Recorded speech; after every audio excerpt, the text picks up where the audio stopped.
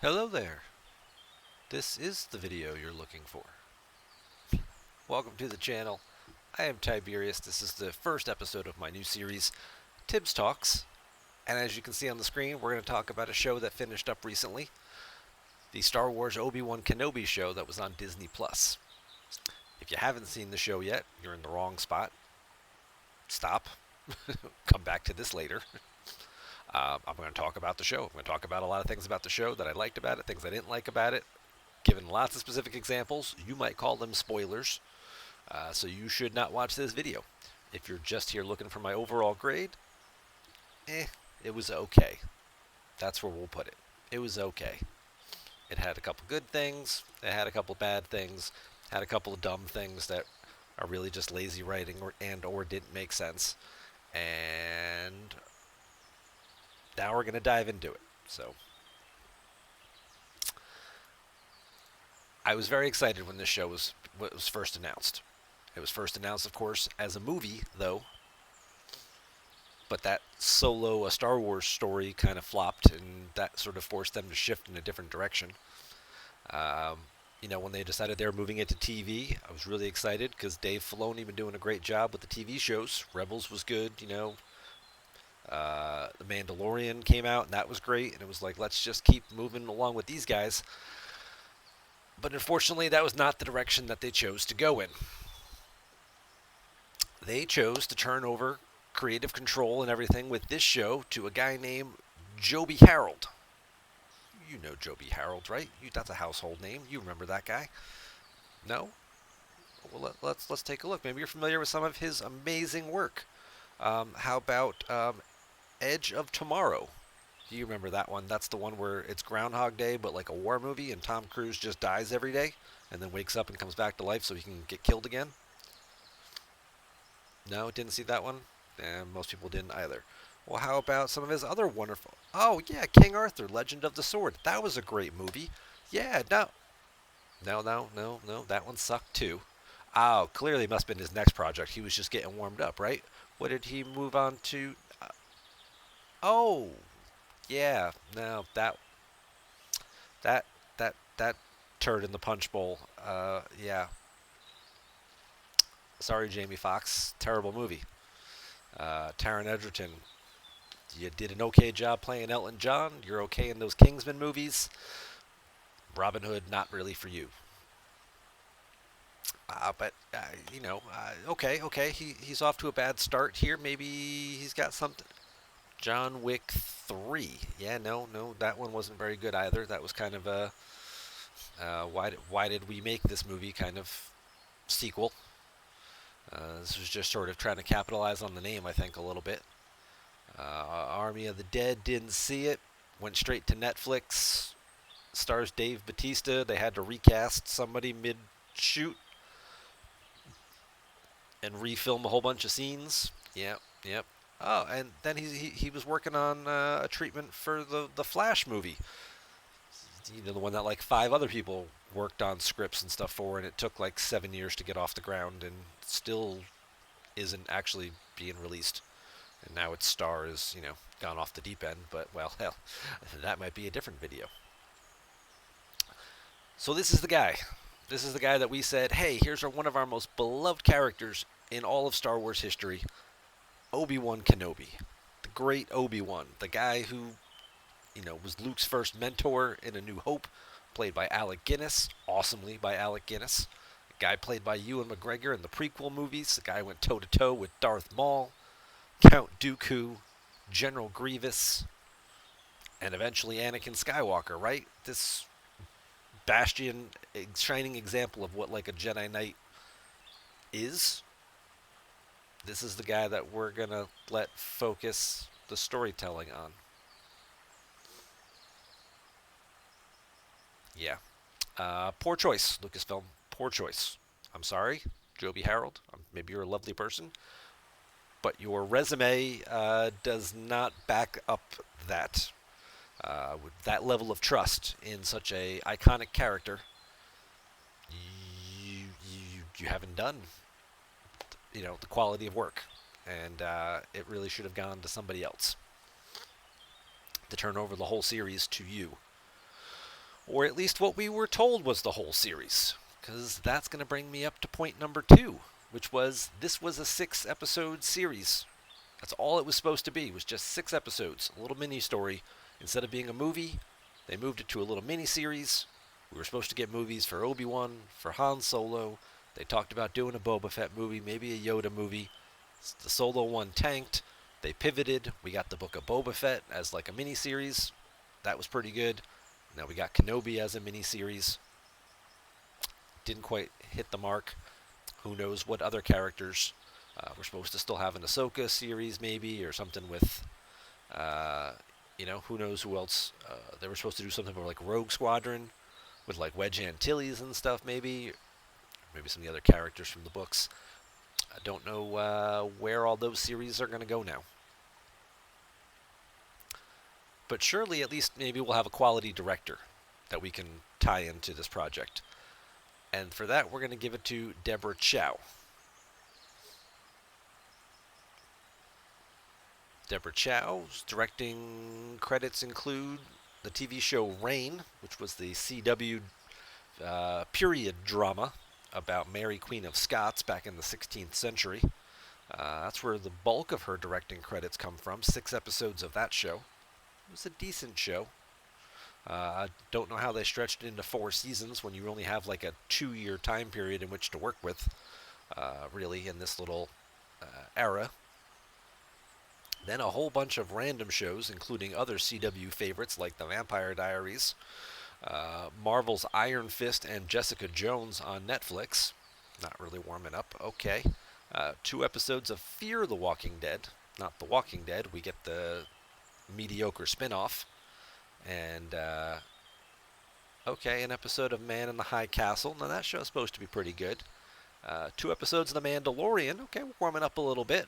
But is this the person we want directing all 6 episodes? I don't know.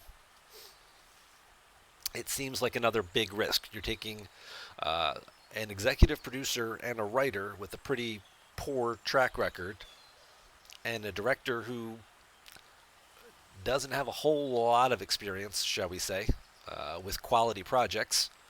Really just more of a smattering of one-offs here. And if you listen to Kevin Smith talk, when you're the director of an episode of a TV show, unless it's like one of the first couple episodes, you don't really have a lot of input in how the show goes from episode to episode. Like your showrunner does, kind of has the overall control of how the characters are going to develop. But the individual directors, they kind of just point the camera and say go. Or in Kevin Smith's case, they run to, A&W and get everybody cheeseburgers, as you may have heard him talk about when he, for his guest appearances directing The Flash TV show. So Deborah Chow, all right, I get it. She's doing the whole series. It's only 6 episodes. Maybe you're trying to creep a little continuity. Maybe you're trying to make it feel more like a movie. Okay, did a decent job. But overall, the plot of the show, the supporting cast, didn't do a very good job, in my opinion. So let's circle back to the Obi-Wan show, and let's talk about the show itself. So where do we start off? Obi-Wan Kenobi, the hero of the rebellion? Nope. The general of the Clone Wars, the great Jedi? Nope. We get homeless Obi-Wan. A guy who's sleeping in a cave on a rock, cooking food on a hot plate for 10 years. That's what he's been doing.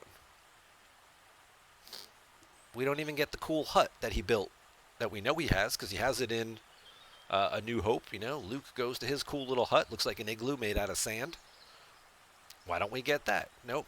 We get Obi-Wan hiding in a cave in the middle of the desert, or the edge of the desert. So we're already off to a bad start. Now, what's our story element? Leia getting kidnapped. Obi has to go after her. Okay, that makes sense. That's a good story point. You needed something to thrust him back into action, call to action, if you will. He has to protect her. He's the only one capable of doing it. Nobody else that Bail Organa trusts. even though Bail Organa probably could have found other people to get her back. He's a very popular senator, but we'll excuse that for a second, and we'll use it as an example to go get Obi. Bring him back into life. Okay, I'll give you that one. So Obi goes, digs up his lightsaber, because, well, he buried it in the desert, so I mean he hasn't used it in a decade. And doesn't really use it a whole lot through the first couple episodes of this show either. Pretty much does everything possible to avoid using his lightsaber. He uses the Force sparingly, really just to save Leia from falling to her death, and pretty much just uses a blaster the whole time, which is weird to see a Jedi shooting a blaster. A random and clumsy weapon, as Obi himself would call it in A New Hope. What about our villains? We get Darth Vader back. Yes. Yes and no. We get Vader back, and they do have 2 lightsaber battles. But this is where we get, the Darth Vader that should be the most powerful, feared man in the galaxy. And his actions, their first fight, kind of don't lend to that a little bit. You can kind of get with that. All right, maybe he wants to just torture Obi-Wan.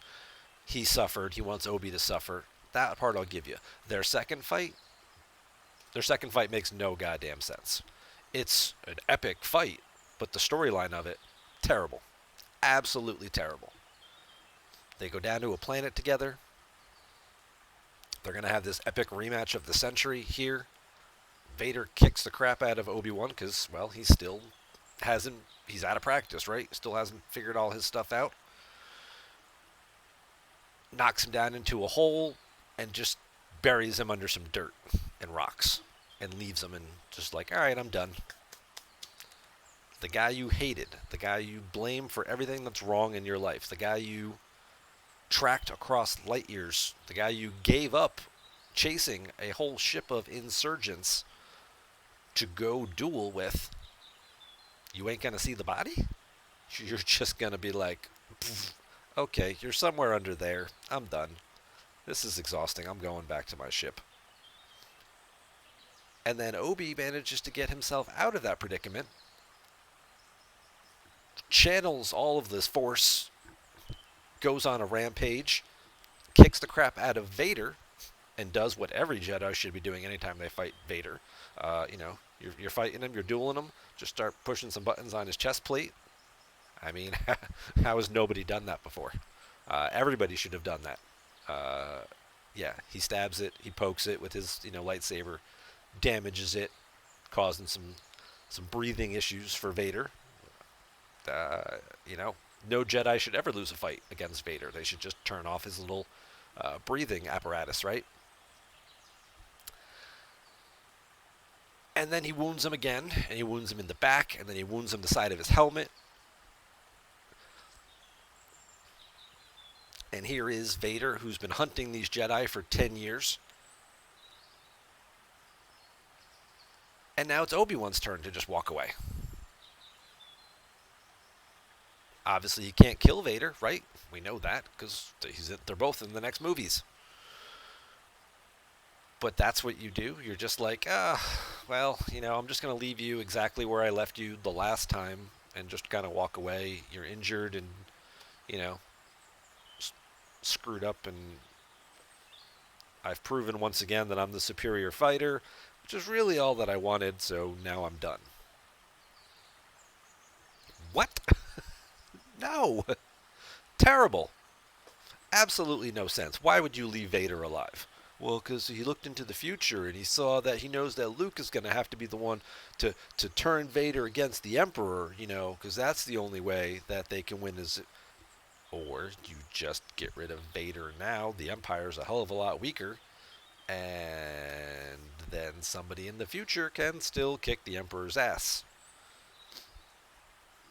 If you're banking your whole plan on a Hail Mary that Luke or Leia is going to grow up, become a Jedi, turn Vader back to the good side, and use him to kill the Emperor,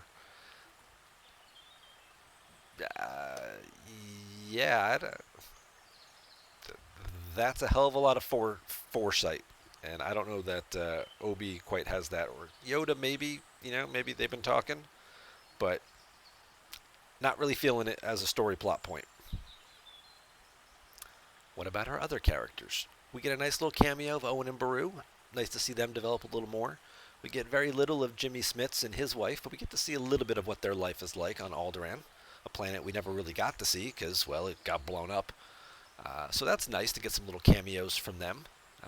We get a little cameo appearance by Flea, making his entrance into the Star Wars universe as the person responsible for kidnapping Leia. Okay. We get to see Ewan McGregor's daughter make a cameo as a spice dealer on the street. Okay, cool. Great little cameos. Our last two cameos, Liam Neeson and Ian McDiarmid, reprising the Emperor and Qui-Gon Jinn. Those are both wasted. They serve absolutely no purpose. They show up in the final 30 seconds of the show, and it's really just more of hey, look, we put them in there. We told you we were going to put them in there, so we snuck them in, right before we rolled the credits. The Emperor says the same thing he says in Return of the Jedi, about are your feelings clear on this matter. And Qui-Gon shows up and basically says, "Oh, what took you so long to be able to see me again?"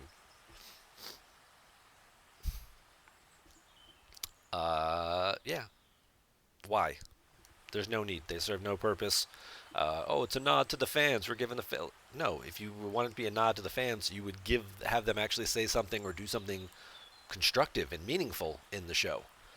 Not have a 5-second throwaway line of dialogue that serves absolutely no purpose other than to say, we included them. Which brings us to our... No, not quite there, to our final supporting characters. We do have one actual redeeming character. Tala. Tala here, played by Indira Varma, who actually is a very talented actress. You may recognize her from Game of Thrones, where she was one of the Sand Vipers. Her and her daughters, absolutely vicious and brutal assassins. She does an excellent job. She does an excellent job in this show, in her 3 episodes, and her facilitating a plot and moving things forward and helping Obi-Wan on his mission. I will give her big credits for her work in this show.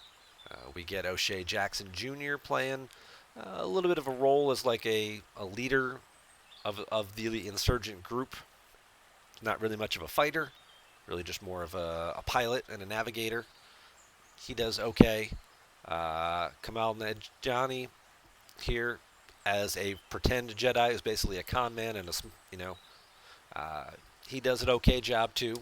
His character has some funny little dialogue lines. Feels like it's kind of more of the same character, though, that we've seen him play in other films like Eternals and other projects where, he's there for a little bit of comic relief.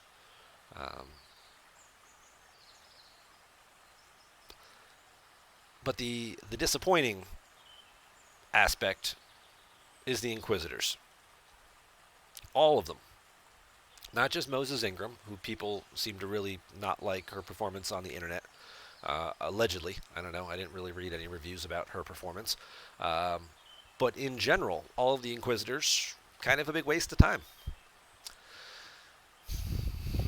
These are the characters that we've seen. We've seen some of them fight in Star Wars Rebels. They went toe-to-toe with Kanan Jarrus and Ezra Bridger and Ahsoka Tano and Darth Maul. They fought lightsaber battles against Darth Maul. Granted, that's kind of where their storyline ends. But I mean, we know what happened. We know what kind of fighter the Grand Inquisitor is. He serves no purpose in this show whatsoever. We've seen fifth brother and fourth sister, ninth sister, whatever they are. Their only purpose in the show is basically to show that there is a number of people in the Inquisitors. They have sort of a hierarchy, and Reva is kind of in the middle of that hierarchy. She wants to be higher. Uh, she wants to be, kind of running the show, but she's not, and everybody else kind of looks down on her because of it.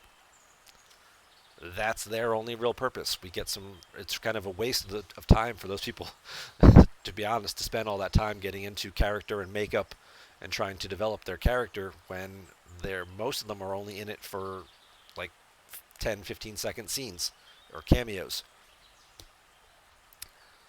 Um, really disappointing. I thought we were going to see more out of the Inquisitors as a whole actually doing stuff. But even when the Inquisitors are hunting rogue Jedi, you don't really even see them interacting with those Jedi. We don't see them fighting with those Jedi.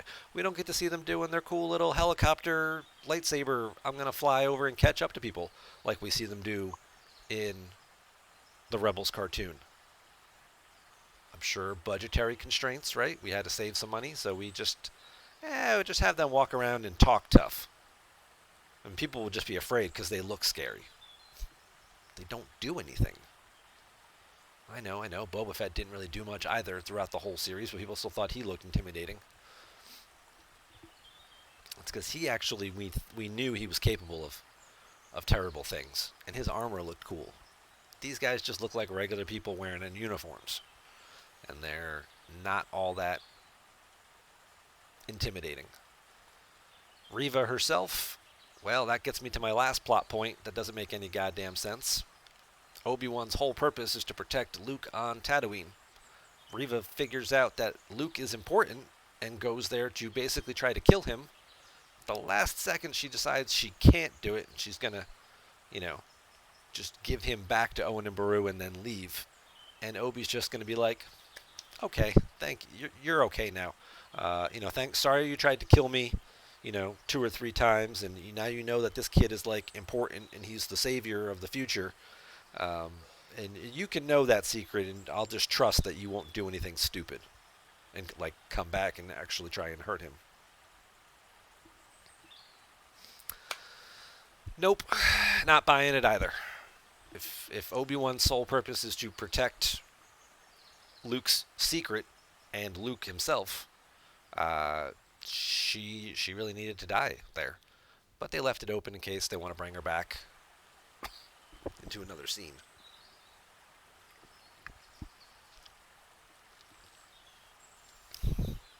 More disappointment. Which leads us to the next point, which is, hey, if this whole show was supposed to be this 6-episode storyline and that was it, that's how it was billed, then it didn't do enough with the time it had, and it really didn't need to try to leave things open-ended to try and set up something later down the road. Because it wasn't supposed to be that. Now they're talking about doing a second season because the fan reaction has been so wonderful. I don't know if you've been reading the same reviews as I have, but a lot of the Facebook groups and things that I'm in, it's kind of a mixed bag. I see some people who absolutely love it, kind of like, episode 7, episode 8. These movies are great. What are you talking about? These are awesome. And I see people who are just like, boring, lame acting, poor writing, basically a waste of 4 hours of our time. And that's kind of where I fall in. I was very excited for it. I don't feel like they did enough with the time that they had. I don't feel like they really did enough to warrant a second season. Can't imagine what storylines you would put in that at this point. We've already had Obi and Vader fight and realized that they're not going to kill each other. And, you had the one fight, which gave you the inevitable escape. Okay. But to do it a second time just feels lazy. Maybe we're going to do something with Luke now, but Luke doesn't really find out about the Force or who he is or anything like that for about 5 more years. We're going to watch Obi build his hut. Is that what season 2 is going to be? It's going to be like a DIY project. He's out there by himself, building himself a little house so he can stop stealing food to survive. That's my opinions. That's my take on the show. C+, we'll call it. C, if I'm being generous. Visually it looked good. A couple interesting little things happen along the way with the other planets. The Inquisitor's base scene, the fight in there is pretty good. The water and the stormtroopers drowning and that whole sequence and finding out about some of the Jedi that they've been keeping, their corpses locked up, that they may be using things to harvest material from, similar to what we later find out the Empire is trying to do with Grogu in Season 1 of The Mandalorian. So, okay, little tie-ins there. We like that. So, yeah, we'll go C+ on this. Curious to hear what you thought of the show. Leave some comments down below, whether you liked it, you didn't like it, if you think it deserves a Season 2. You'd like to hope that they would do better, but again, unless Favreau or Filoni is going to be involved in Season 2, I don't really see it going in a better direction. So, that's my thoughts. Thanks very much for watching. You guys take care, and see you around.